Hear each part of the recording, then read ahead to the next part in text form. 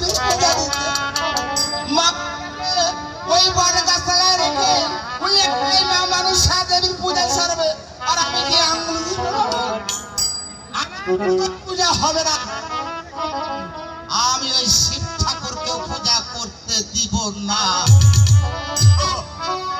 আমি সে মহাবলী নারদ, শিবের ভাগনা নারদ ঝগড়া যদি পাই টিকি মাথাইলে ও নারদ হবে কি বাবু? হবে না। এই মুহূর্তে কি সুন্দর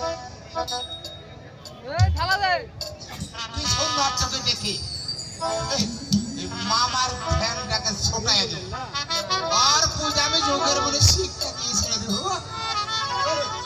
আরে মামানি,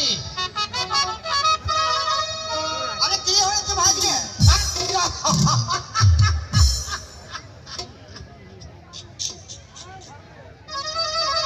কি হয়েছে?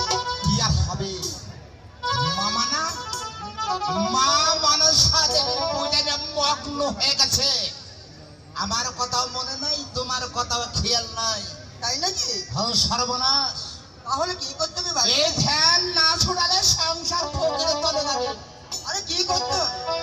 এই মুহূর্তে কয়েকটি নর্তকী ডেকে এই মামার ধ্যানটা ছুটাই দিতে হবে। তাই নাকি? হ্যাঁ। তাহলে তাই করে ভাগনে। আচ্ছা।